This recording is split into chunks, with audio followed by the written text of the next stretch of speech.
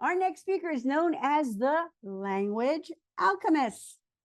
She's a master at transforming words into results and stories into sales. How many of you would love to get those juicy secrets? Like Kathy says, yes. Give me a thumbs up if you're ready for that. Awesome.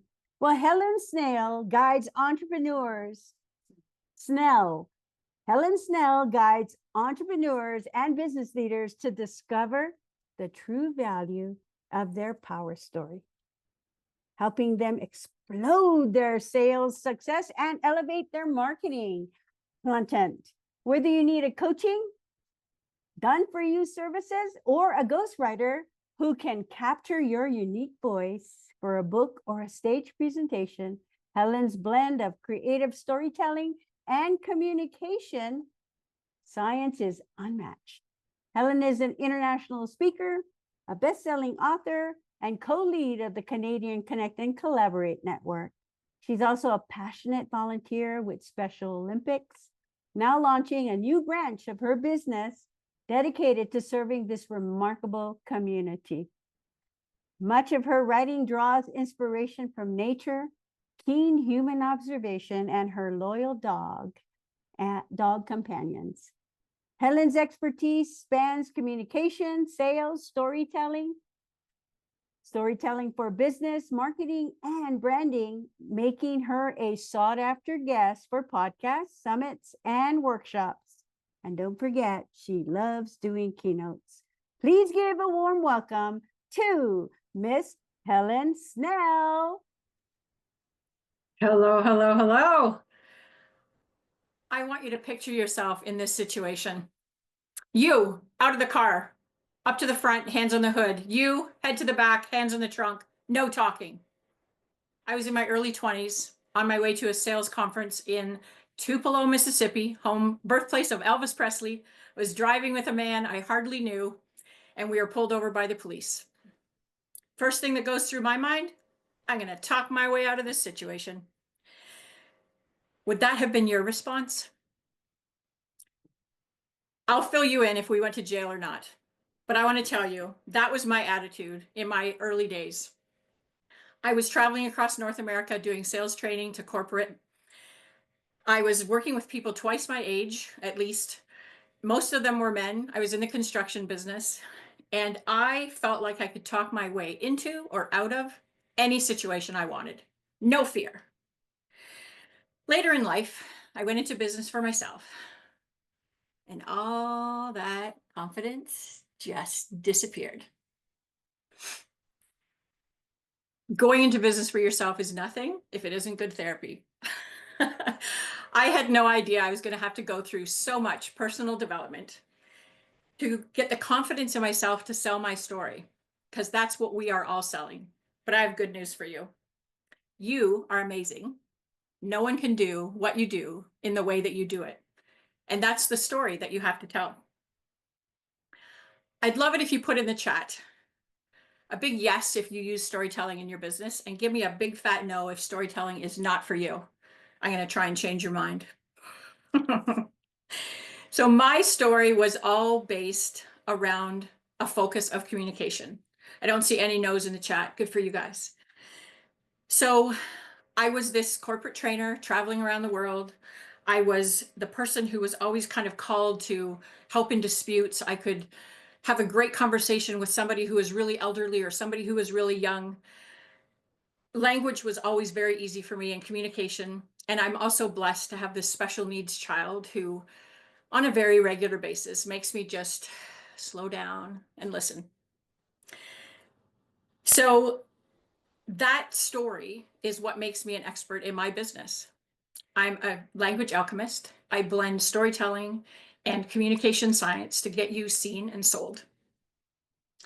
So I would love if you would raise your hand if you would like to hear 3 steps to use storytelling to give you an authentic strategy to sell. Give me a big hands up. Awesome. Even those of you who don't have your hands up, I'm going to convince you that it's well worth it. So I want to give you just an overview of these 3 steps. In my larger presentation, I can get into a lot more detail, but we are going to cover first, selling yourself through your story. Second, listening before you sell. And number 3, using stories in your sales conversation. So there's 3 trends in business right now making purchasing decisions, whether it's consumer or B2B. There's 3 very similar statistics happening. One is sales are made based on ethics, they're based on referrals, and they're based on either personalized or customized experiences. These things are all relationship based and all story based. So think about that when you're thinking about selling. Your personal story is your brand. You think of big brands that are out there, you need to be that big brand yourself. You need to dig in and understand who you are as a person, how you want to show up in the world, what the message is that you want to share from your stories of your life. We've all lived a life. We all have stories. We don't have to have huge life-changing experiences. We just have to have stories to share. So I know a woman who is a business coach, and she is a dominatrix. She does not hide it. It's part of her brand. And she aligns with people who actually appreciate that energy. That certainly is not me, and it's probably not you, but I give you that example because I want you to be that bold. I want you to step into who you are with that kind of authority. So I encourage you right now to just jot down the first idea that comes into your mind about a story from your life. Don't edit it. Don't think about anything else other than what's the first thing that pops into your head. I know when I was getting ready for this presentation, I was thinking to myself of this fun experience I had back when I used to play baseball. And I was running to third base, and I had this great vision in my mind that I was just going to glide through the air and slide right into the bag and be safe at third base. Well, I misjudged both my physical prowess and the distance to the bag. And instead, I ended with a thud about a foot in front of the bag, mouthful of gravel, gravel in my sports bra and my unmentionables. And here's the funniest part of the story. I was playing in a mixed league. The guy who was playing third caught the ball from the outfield and stood there looking at this crazy woman laying on the ground who slid into the bag on her face. He didn't even have the wherewithal to reach down and tag me out. So I just crawled forward those last few inches and I was safe. So listen, hang on to your story. I'm going to show you a process how to use that in a sales conversation in a bit. So I want to encourage you as you're moving from your story into a sales conversation to first listen. Instead of selling, instead of talking, ask questions. You want to find out 2 key things. You want to find out, first of all, what is the client need? And if you can actually help them with that need. But more important even than that is how do they want to approach resolution to that need? That's their values. So are they looking for you to give them a step-by-step process, or do they want a finished product? Are they looking to have you make them look good, or are they looking for something that's going to help their whole team? This actually allows you to have the language to speak in a way that they're going to hear your message. And that's a real key to language alchemy. Once you've established that need, I then encourage you to ask even more questions. What you want to do through your sales process is continue to ask questions to get that buy-in.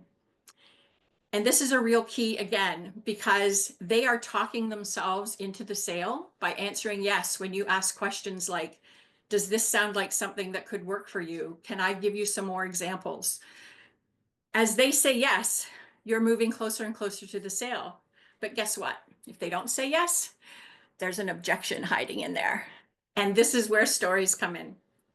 So I'm going to talk a little bit about the science now of our brain. And this is what fascinates me about this whole process of mixing the creative side of storytelling and the science of communication. Our brains are wired for story. It's how we learn. It's how we build community. It's how we record history, but it's also how to overcome an objection. Most of our decisions, 90 to 95%, are made in the subconscious part of our brain. And there's this little character in there I like to call Chicken Little, who overreacts or sometimes reacts appropriately to every situation of stress. Could be a new boss, it could be a sales presentation, it could be being chased by a bear. But your brain goes into this reactivity where it's going to go into action. Maybe you need all that cortisol and adrenaline to run away from that bear as fast as you can go. But that little part of your brain also overreacts when it doesn't need to. The sky is falling, the sky is falling. And what happens when this, it's called the amygdala, the scientific term, when this takes over your brain, it actually does not allow your brain to process information. So guess what? In a sales presentation, no one's listening. The great part about storytelling is it does bring that comfort back. It takes the control back. So if you think of fight, flight, fear, faint, fawn, these are things that happen with the amygdala takeover, and these are things that shut down our brain. So storytelling brings that back. So I want to encourage you right now to think of your story that you made a note of before. Think of an objection that you get when you go into a sales conversation. Use your imagination to match that story to that objection. So my baseball story, for example, could be the idea of doing something outside of the box, trying something different. It could be giving 110%. It could be don't take yourself too seriously, because my coach laughed at me for the whole rest of the day, maybe the whole rest of that season over that one.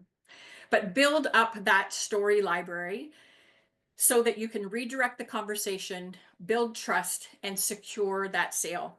So remember, tell your story, ask the questions, build your story library. That Mississippi highway adventure I was telling you about, well, my language alchemy skills weren't up to par. No matter how much talking I did, it didn't avoid 3 additional police cruisers ending up at the scene, call to my boss, search of the car, search of our luggage, and 5 hours later, a police escort to our hotel.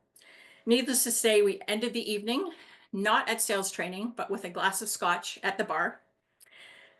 But I want to encourage you that language alchemy applies to every conversation. And in your business, your story is not your past. It's actually your it's your path forward to serve more, to sell more, and to stand out.